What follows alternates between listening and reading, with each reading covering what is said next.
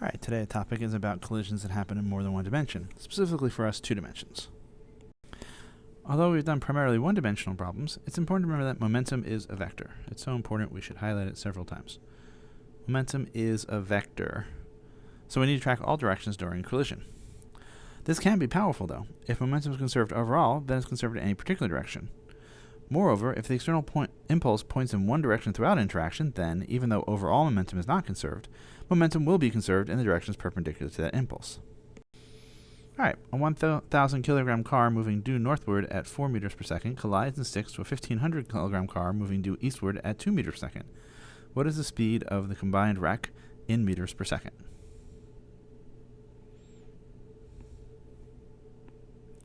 So, as usual, let's start by drawing a picture. We have this thing moving like that. It's 1,000 kilograms at 4 meters per second. It collides and sticks to a 1,500 kilogram car going 2 meters per second this way. And then kapow, and they combine, which I'm going to draw in purple, right? And they're moving at some direction at some final speed. And their total mass is, of course, now 2,500 kilograms. Turns out that it's not the velocities that are going to be that useful for us. We'd rather have momenta. So I'm going to change this now and say, let's do this.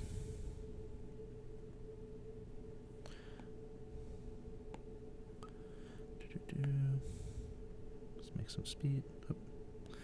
Make a little room for ourselves. And we would have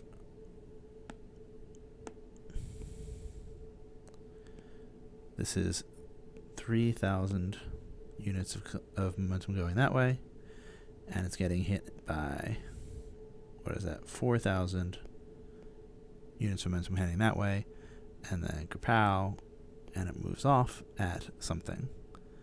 And we know that the final momentum is going to be, right, the final momentum is going to be the sum of the original 2 momenta.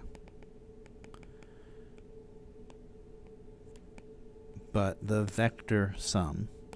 So we can't say the momentum is 7,000. Instead we say, well, we have a triangle, a thing that goes 3 this way, and a thing that goes 4 that way. And we end up with this thing, and we know that if this is 3,000, and this is 4,000, and this is a right angle, then this must be 5,000. Now it's 5,000 units, right? 5,000 kilogram meter per second, but it's also the mass times the final velocity. So we get that the final velocity is 5,000 over 2,500 meters per second, or 2 meters per second.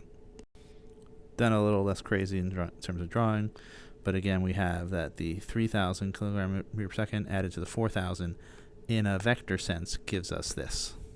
And then Pythagorean theorem tells us, of course, that we get 5,000. Alright, so an object with momentum represented by the orange arrow collides with an object with momentum represented by the green arrow, and then they stick together. Sketch the momentum of the combined object using a blue arrow.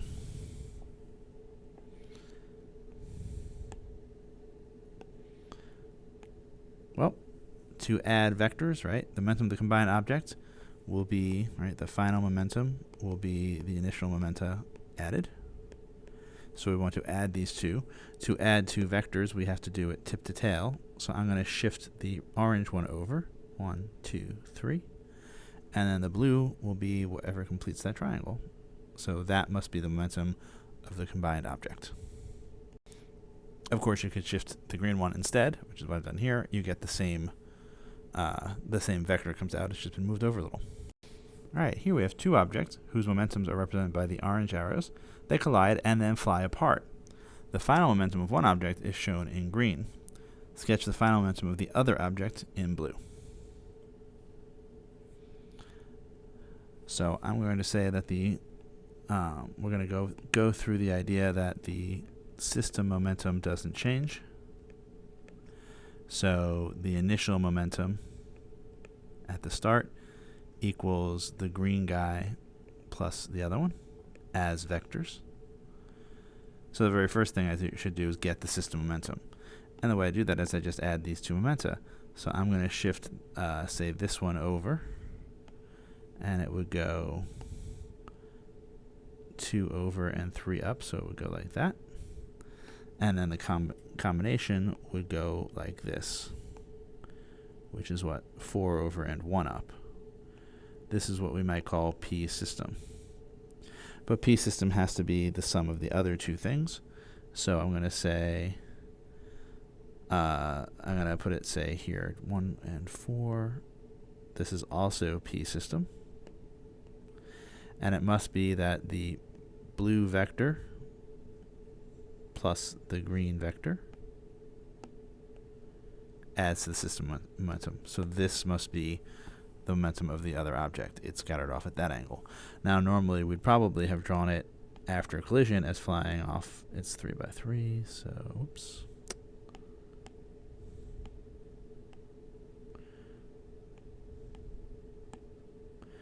Something like, we'd do something like that instead.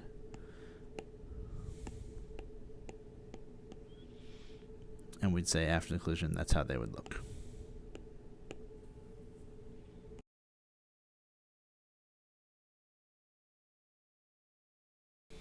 All right, different example. A 10 kilogram object traveling at 3 meters per second due eastward breaks into two pieces. One mass is 4 kilogram and travels at 6 meters per second due north. What is the motion of the other piece? Meaning, what is its speed and angle? Remember that the momentum is conserved in both directions. So as a fair bit of algebra, we say that the x direction momentum is conserved. So 10 times 3 is our original x momentum, and we have 4 times 0 plus 6 times whatever component of velocity it has in the x direction. And we solve that over and says that the other piece must be moving at 5 meters per second in the x direction. But we also know that the momentum is conserved in the y direction. There was no velocity, so there is no momentum in the y direction. We add these guys up. We say, well, we've got all of this in the y direction, but we're losing some because this is going in the negative y direction. And so the velocity in the y direction has to be 4. So we know that our final velocity is 5 over and 4 down. And that sums to this, whatever that is.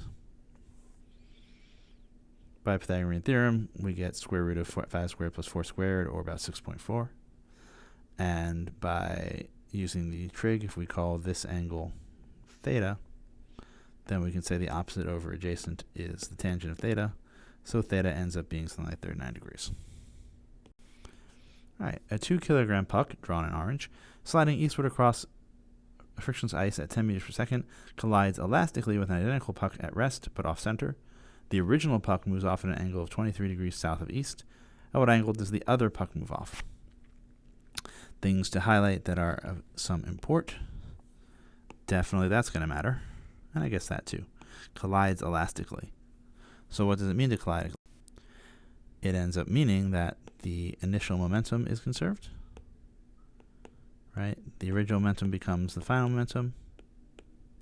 But also that the initial kinetic energy becomes the final kinetic energy. That no energy is lost or gained during this collision.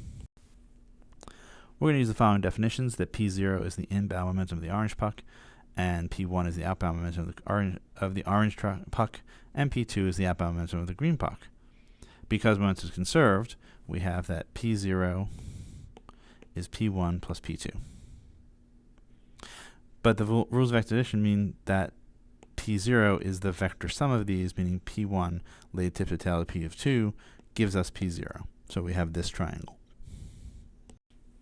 On the other hand, the fact that it's elastic tells us that the kinetic energy doesn't change. And now we're going to play some algebra tricks here. And I'm going to say, well, this tells us right here that the kinetic energy isn't changing. And then this is what kinetic energy is. So far nothing special, just substituting it. And then I'm going to say, wait, but I know that for any object, we have P is defined as mv. So P is mv, or the velocity is the momentum over the mass. So I'm going to take that and I'm going to put that kind of thing in for each of these velocities. So I end up with p over m squared there, and p over m squared there, and p over m squared there.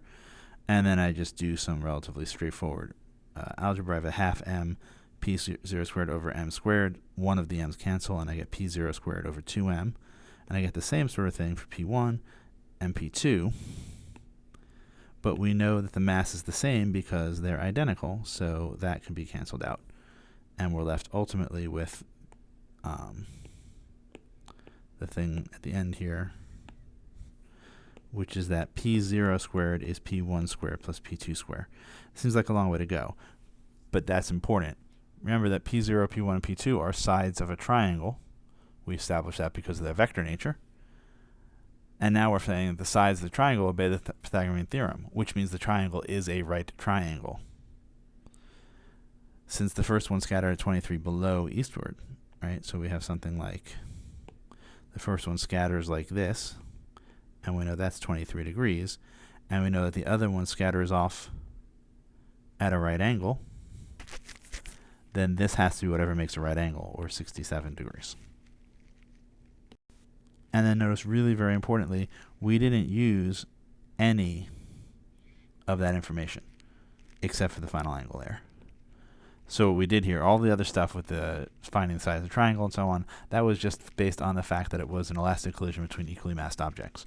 So what we found must hold for any elastic collision between equal mass objects. That is to say, a thing which maybe you can commit to memory or not, but it's certainly true, that when one object collides elastically with an identical object at rest, then the two must move off in such a way as to be at right angles to each other. That's a very powerful result, although it's got a lot of conditions, so make sure you notice what they are. All right, the conditions being that they collide elastically, that one of them starts off at rest, and that they're identical, or at least have the same mass. There's a very small degenerate case.